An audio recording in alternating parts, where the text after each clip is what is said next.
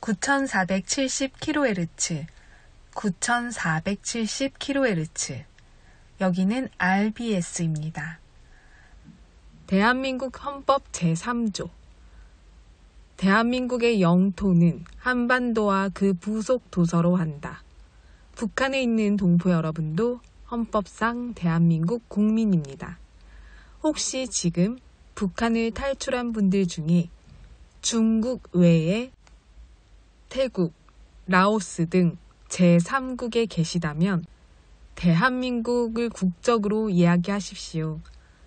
대한민국, 사우스 코리아라고 이야기하십시오. 그리고 제3국에서 대한민국 대사관을 찾아가시면 됩니다. 대한민국 대사관을 찾아가세요.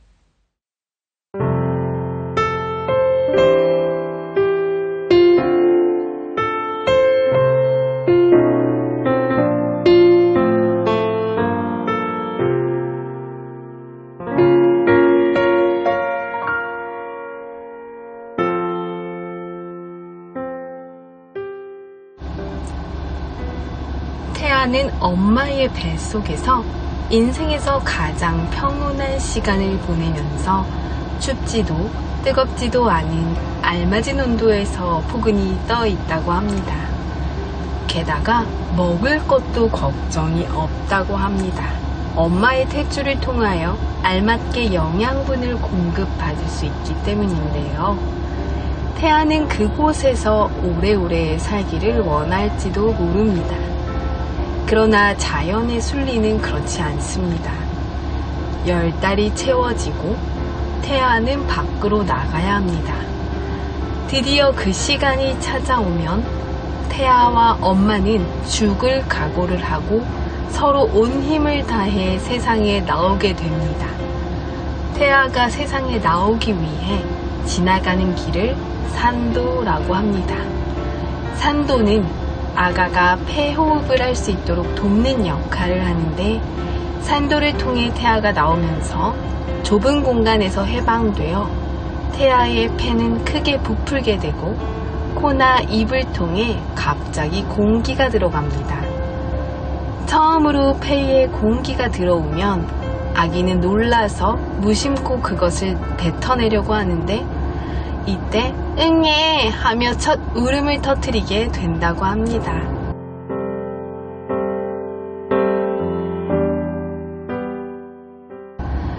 그렇게 모든 것이 낯선 세상 밖으로 나왔는데 이번에는 또다시 유일한 영양 공급원이었던 탯줄마저 끊겨버립니다. 뱃속에서 누리던 모든 것들이 사라지고 난 뒤 이제는 죽었다고 생각할지 모르지만 사실은 더 넓고 더 새로운 세계가 열린 것이죠. 헤르만 헤세의 소설 데미안에는 다음과 같은 구절이 있습니다. 태어나려는 자는 하나의 세계를 파괴해야 한다. 지금 새로운 변화를 원한다면 스스로 안락하게 만들어 놓은 생각과 고집을 깨트려야 가능합니다. 자신에게 물어보라. 난 지금 무엇을 변화시킬 준비가 되었는가를. 잭 캔필드. 한번 태어나고 우리는 예수님을 만날 때 새롭게 한 번 더 태어나는 경험을 합니다. 나의 옛사람을 벗어버리고 새로운 삶을 맞이하려면 나의 관습과 고집을 깨버리고 나를 구원하신 예수님을 만나 거듭나는 삶으로 시작되었으면 좋겠습니다. 찬양 들으면서 RBS 시작합니다. 이어서 날씨 예보 전해드립니다. 은혜로다.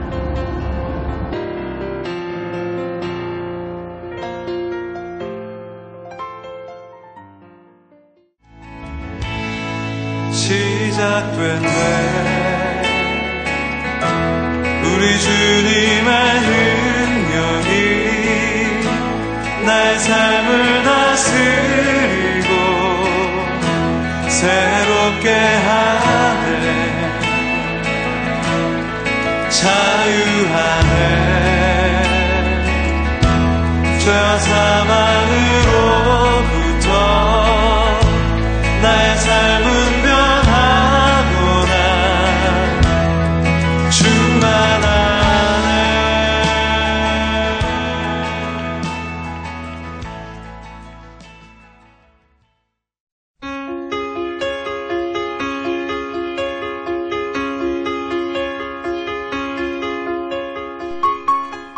북한 종합 날씨 예보입니다. 내일 전 지역 대체로 흐리다가 낮부터 평안도와 황해도 차차 맑아지겠고 새벽까지 황해도, 오후까지 평안도, 밤까지 함경도 곳에 따라 비 오겠습니다. 모레는 대부분 전 지역 대체로 맑겠으나 오전까지 함경도 가끔 구름 많겠습니다. 글피는 전 지역 가끔 구름 많겠습니다. 예상 강수량은 황해도, 함남 5에서 30mm, 평안도 5에서 20mm, 함경북도 5mm 미만입니다. 지역별 날씨 예보입니다. 평안남도 평양 내일 흐리고 오전에 한때 비 오겠습니다. 모레는 날씨 맑고 글피는 날씨 맑다가 구름 많아지겠습니다. 화요일은 구름 많고 흐리겠습니다. 최저기온 13도에서 최고기온 25도까지 오르겠습니다. 평안북도 신의주 내일 흐리고 오전에 한때 비 오다가 맑아지겠습니다. 모레는 날씨 맑겠습니다. 글피는 날씨 맑다가 구름 많아지겠습니다. 화요일은 구름 많고 흐리겠습니다. 최저기온 14도에서 최고기온 26도까지 오르겠습니다. 개성 내일 오전에 구름 많고 가끔 비 오겠습니다. 모레는 날씨 맑다가 글피까지 구름 많겠습니다. 화요일은 구름 많고 흐리겠습니다. 최저기온 15도에서 최고기온 23도까지 오르겠습니다. 함경남도 함흥 내일 흐리고 한때 비 오겠습니다. 모레는 날씨 맑고 글피는 구름 많겠습니다. 화요일은 구름 많고 흐리겠습니다. 최저기온 15도에서 최고기온 24도까지 오르겠습니다. 해산 내일 날씨 흐리겠습니다. 모레와 글피는 구름 많다가 날씨 맑아지겠습니다. 화요일은 구름 많고 흐리겠습니다. 최저기온 10도에서 최고기온 17도까지 오르겠습니다. 함경북도 청진 내일 흐리고 비 오겠습니다. 모레와 글피는 날씨 맑겠습니다. 화요일은 구름 많겠습니다. 최저기온 15도에서 최고기온 24도까지 오르겠습니다. 무산 내일 날씨 흐리다가 맑아지겠습니다. 모레는 날씨 맑겠습니다. 글피는 구름 많다가 날씨 맑아지겠습니다. 화요일은 구름 많겠습니다. 최저기온 3도에서 최고기온 17도까지 오르겠습니다. 바다 날씨 예보입니다. 동해 북부 앞바다와 먼바다 내일 날씨 흐리고 한때 비 오겠습니다. 모레는 날씨 맑겠습니다. 앞바다만 오후에 구름 많겠습니다. 글피부터 화요일까지 구름 많겠습니다. 파고는 앞바다 0.5에서 1.5m, 먼바다 1에서 3m 되겠습니다. 서해 북부 앞바다와 먼바다 내일 날씨 흐리고 한때 비 오겠습니다. 모레는 날씨 맑다가 구름 많아지겠습니다. 글피부터 화요일까지는 구름 많겠습니다. 파고는 앞바다 0.5에서 1.5m, 먼바다 1에서 2.5m 되겠습니다. 오늘의 말씀 그가 시험을 받아 고난을 당하셨은즉 그가 시험을 받아 고난을 당하셨은즉 시험 받는 자들을 능히 도우실 수 있느니라. 시험 받는 자들을 능히 도우실 수 있느니라. 그가 시험을 받아 고난을 당하셨은즉 시험 받는 자들을 능히 도우실 수 있느니라. 히브리서 2장 18절 말씀. 아멘. 이상 날씨였습니다.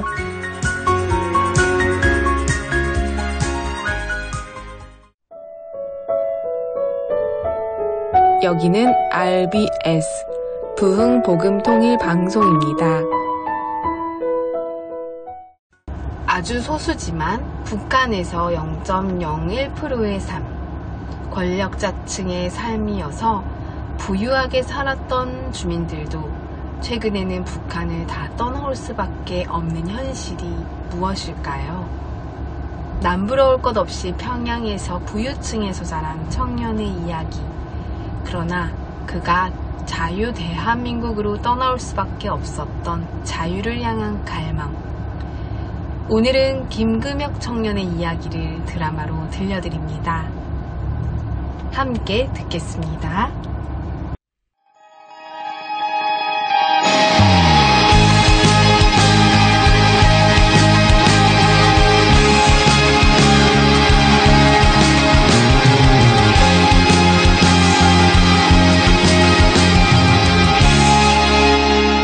내가 알고 있던 것이 전부가 아니었다는 것을, 내가 믿어왔던 것이 사실이 아니었다는 것을, 심지어 나를 둘러싼 모든 것이 위선과 거짓이었음을 깨닫게 된다면 여러분은 이 모든 것을 깨닫기 이전의 삶으로 돌아가 아무것도 모른 채 하며 살아갈 수 있으신가요?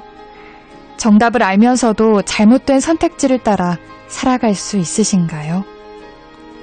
오늘 그곳을 떠나온 사람들은 상위 0.1%만 누릴 수 있는 특권층의 삶을 살던 한 청년이 자신이 살아온 땅, 북한 체제와 사회 모순을 깨닫고 끝내 북한 땅을 떠나온 이야기를 들려드립니다. 남부러울 것 없이 풍족했던 평양에서의 삶을 뒤로한 채 이제는 남과 북 사이의 산적한 문제들을 지혜롭게 해결하는 남한의 정치인으로 성장해가고 있는 김금혁 청년의 이야기 시작합니다.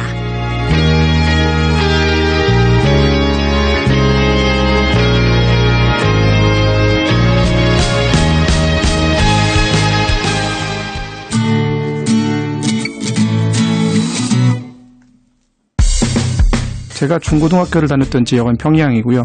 학교 이름은 평양 외국어 학원이라는, 한국어로 따지면 외고어 정도가 되겠습니다. 사실 평양 이외의 지역을 어릴 때는 가본 적이 없었고, 그리고 또 해외에도 나가본 적이 없었기 때문에 사람 사는 데가 다 이 정도 수준인 줄 알았고, 흔히 북한 사람들 입장에서는 공화국의 수도인 거잖아요. 그러니까 수도에 살고 있다라는 자부심도 좀 있었고, 평양 근교에 있는 외관이나 혹은 평양의 외관을 비교했을 때 평양의 월등히 괜찮았기 때문에 그런 여러 가지 자부심들이 있었습니다. 꽤 깨끗한 도시에 산다 뭐 이런. 북한에서만 놓고 봤을 때는 상위 1% 정도는 됐던 것 같고요. 할아버지도 북한에서 뭐 이름만 얘기하면 다 아는 정도의 당 간부였고, 고모부들이나 뭐 저희 아버지나 북한에서는 제일 잘 나가는 직군에 속하는 검사, 그리고 보위부, 그리고 무역회사 등등에 종사를 하셨기 때문에 먹고 쓰고 뭐 자는 거에 큰 어떤 불만이나 그런 것들은 전혀 없었던 것 같습니다.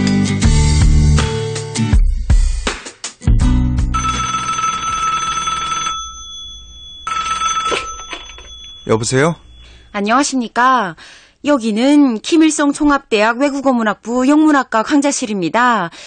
김금혁 수험생이 맞습니까? 예, 맞습니다. 제가 김금혁입니다. 김일성 총합대학 합격을 축하드립니다. 3월 17일에 예비학기가 있으니까니 그때까지 안내드리는 것들 잘 챙겨가지고 오시라요. 예? 진짜입니까? 고맙습니다. 정말 고맙습니다. 과외 선생님 2명이 있었죠. 다 받았습니다.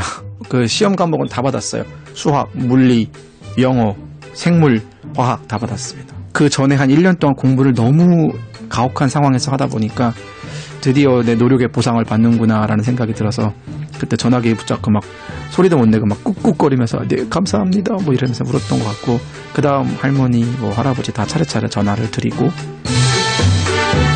그렇게 해서 김일성 종합대학을 가고 1년 뒤에 유학을 나왔잖아요. 그러니까 유학을 나오면서 당분간 제가 끊고 살았던 외부 세계에 대한 관심이 이제 폭발적으로 증가한 시점이었죠. 그게 2010년인데 첫 시작부터 그랬던 것 같아요. 북한의 순안공항을 출발을 해서 서우두공항에 내리는데 순안공항에서 나갈 때까지만 해도 굉장히 신나 있었거든요. 이제 비행기를 타보는구나 드디어. 그리고 흔하지 않은 어떤 북한 유학생이라는 기회를 얻어서 또 김일성 종합대학도 나왔겠다, 뭐 이런 여러 가지 쓸데없는 자부심이 굉장히 많이 있던 시절인데, 그래서 서울공항에 딱 내렸는데 굉장히 초라한 거예요. 옆에 대한항공 비행기가 있었는데 고려항공 비행기와 거의 2배 차이가 나는 거예요, 크기가. 근데 저희 보이잖아요, 이게 한국 비행기라는 게 눈에 보이니까 이거 꽤 차이가 나네, 이런 시점. 게이트를 다 나와서 뭐 입국 수속을 받는데 한국 관광객들 되게 많은데 피부들이 다 하얗고 뭐 키도 크고, 한국 사람은 그때 처음 본 거죠. 그러니까 실물로는. 그 전까지만 해도 이제 그 순환공항에서 친구들이랑 뿜뿜했던 그런 기억이 있는데 그게 싹 날아가고, 서우두공항, 와, 이렇게 큰 공항이 세상에 있구나. 그리고 이렇게 많은 비행기가 매일 이렇게 드나드는구나. 중국은 참 발전된 나라구나 라는 생각이 드는 순간 굉장히 저희가 좀 초라해지기 시작하는 거죠. 저희를 딱 돌아보니까 유학생들 전부 다 북한식 양복 아시죠? 대학생들 입는 양복에 빨간 넥타이 매고, 그리고 김정일 초상위 휘장을 여기다 다 달고 또 대학교 마크까지 다 달고 이렇게 가고 있는데, 누가 봐도 그렇게 입은 사람은 없는 거예요, 그 공항에. 그 지점부터 우리랑 이 사람들은 뭔가 다른 게 있구나. 이 다른 게 무엇인지에 대한 어떤 정확한 개념은 아직 머릿속에 안 들어오지만 확실한 건 우리가 많이 뒤떨어져 있구나라는 느낌을 받았었죠. 그날의 충격은 사실 지금도 굉장히 여운이 많이 남아있고, 거기서부터 시작돼서 조금씩 뭐가 다를까라는 어떤 그런 점을 토바 올라갔던 시기였던 것 같아요.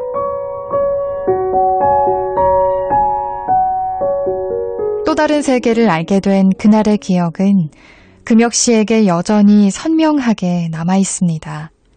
처음으로 고향 땅을 떠나 새로운 세상에 발을 내딛던 그날의 충격은 그동안 매체를 통해 접해왔던 외부 세계와는 차원이 달랐기 때문이지요.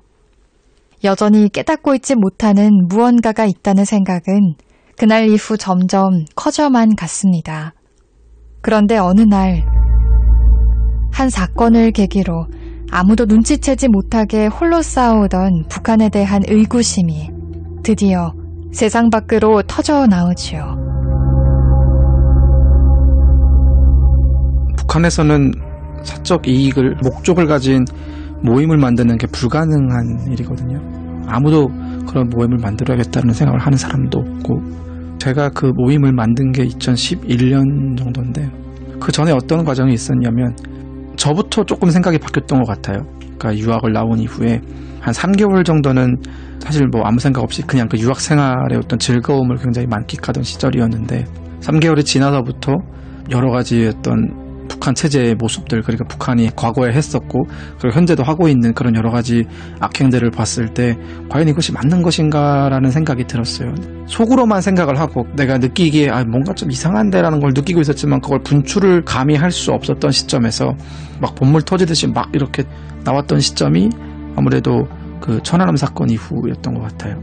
제 어떤 생각에도 많은 변화가 있었는데, 특히나 북한 체제의 어떤 모순성이라든가 혹은 북한 체제의 여러 가지 문제점들에 대해서 얘기를 나눌 수 있는 시간이 꽤 많아졌어요. 왜 한 번도 그거에 대해서 저항할 생각을 못했을까, 이런 생각들을 하면서 이제 그 생각이 굉장히 커지게 되는 거예요. 어느 순간 이거 혼자서 이걸 감당할 수 없는 수준에 이르러 버리니까 그런 거 있잖아요. 나만 엄청난 비밀을 알고 있어요.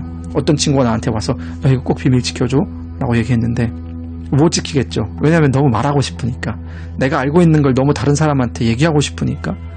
그래서 어느 날 친구 한 명을 조용히 불러다가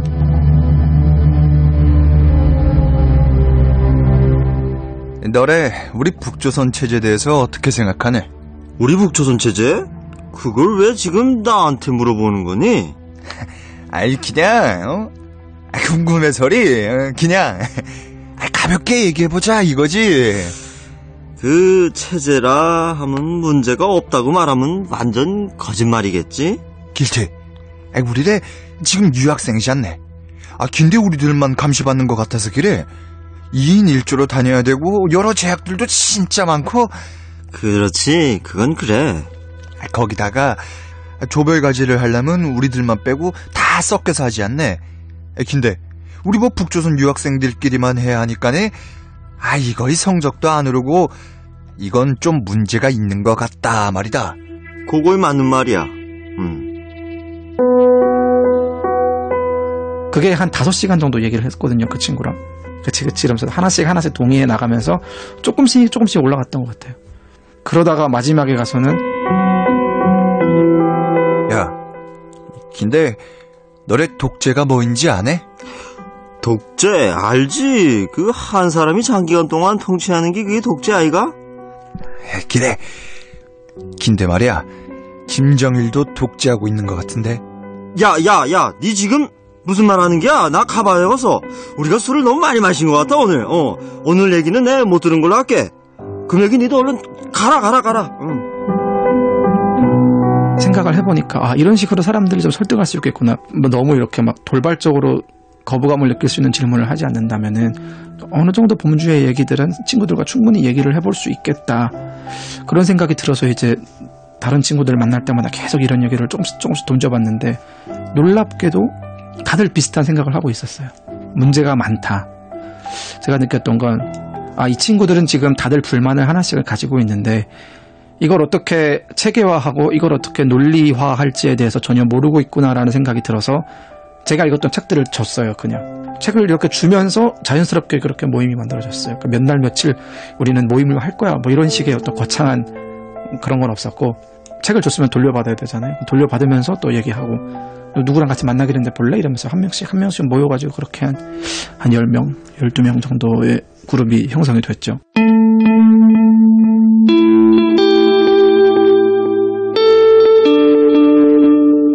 한국 유학생 친구들과 이야기하며 북한 사회 모순들을 차츰 깨닫게 됐다는 금혁 씨. 이후 함께 공부하던 북한 유학생들과 철학과 정치는 물론 자유와 인권 등 다양한 분야의 이야기를 나누는 독서회를 결성합니다. 북한에 대해 품게 된 작은 의심의 씨앗은 그렇게 걷잡을 수 없이 자라나 확신이 되어가던 어느 날. 수업하고 있었는데 어떤 친구가 이렇게 저한테 이렇게 뭘 쓱 내밀더라고요. 태블릿 같은 거였는데 CNN 브레이킹 뉴스라고 뜨고 김정일 대라고 뜬 헤드라인이 있는 거예요. 이렇게 보시면서 뭐냐 이러는 거예요. 그래서 그거 보고 엄청 심장이 뛰더라고요. 막 전화해보는데 사람들 다 그걸 본 거예요. 유학생들이. 뭐지 싶었는데 한 5분 뒤에 대사관에서 전화가 오더라고요. 들어와라. 전체 모든 북경에 나와 있는 북한 사람들은 대사관으로 집결해라. 긴급 소식이 있다. 이래서 가니까 대사가 뭐 울먹울먹하면서 김정일 죽었다 라고 하더라고요. 대사관 전화 받자마자 친구들한테 연락 돌려가지고 야 김정일 죽었다. 우리 파티하자. 이랬죠.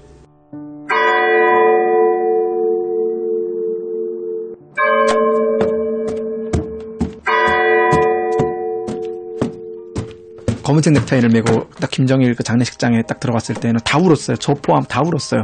왜 울었는지 전혀 이해가 안 가지만 이게 기쁨의 눈물인지 뭐 애증의 눈물인지 어쨌든 눈물이 나더라고요. 옆 사람이 우니까. 근데 그거 훌쩍훌쩍거려서 그 눈물 닦고 대사관 나오자마자 그래서 어디 갈래? 예약했어? 그리고 바로 왔거든요. 저희는 당일에 파티를 열었습니다. 19일날 당일에. 그게 12월 19일이죠. 2011년. 그 이후에 친구들과 파티를 하고 그때까지는 되게 기분이 좋았어요. 근데 이제 1월로 넘어가면서 조금 분위기가 다르다라는 걸 느꼈던 게 저희는 토요일마다 북한 대사관에 모여서 생활총화라는 걸 하는데 그러면 보통 다 얼굴을 알잖아요. 매주 모이니까 1월 초 되니까 이건 처음 보는 사람들이 꽤 있는 거예요. 누가 봐도 보이부스러운 사람들이 한 50명 정도가 들어와 있는 거예요. 근데 누군가 얘기를 해주더라고요. 보이부에서 나왔다. 요즘 그 김정일 사망 이후에 북경의 분위기가 너무 뒤숭숭하다고 하니까 그래서 이제 좀 점검차 나왔다라고 얘기를 해주더라고요. 근데 점검차 나온 것 같지 않은 느낌이 드는 게 유학생 한 명 한 명 불러서 이제 면담을 하고 그러다가 친구 어머니가 전화가 왔었어요. 저랑 같이 친하게 지내던 어머니가.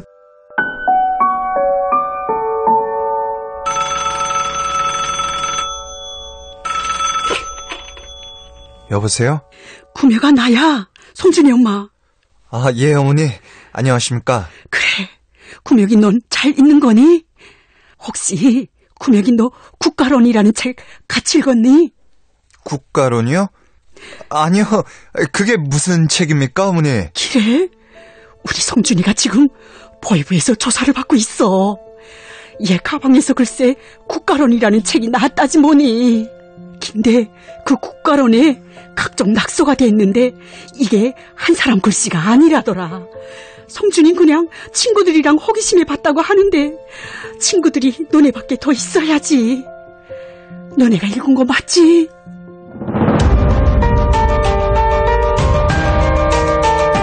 국가론은 금서죠.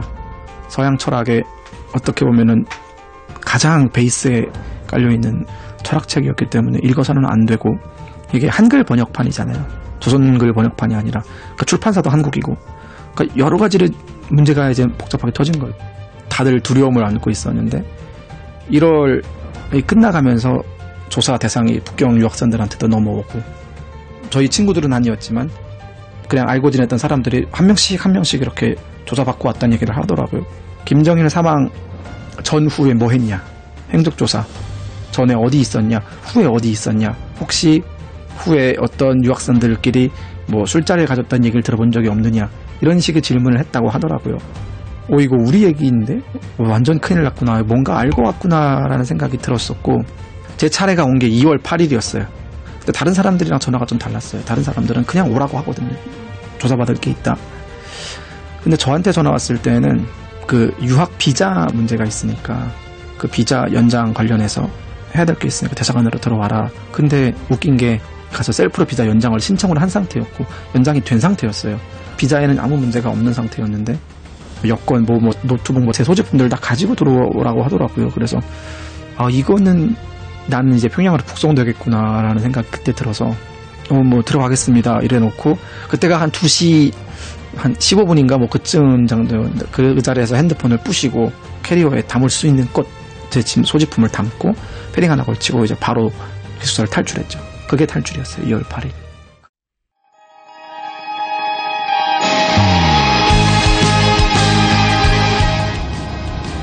금요일에 이어서 김금혁 청년의 이야기 2부를 들려드립니다.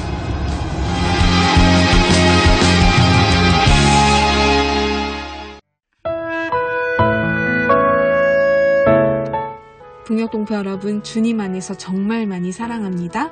저는 다음 주 화요일 밤 11시에 또 찾아올게요. 서울에서 방한나였습니다.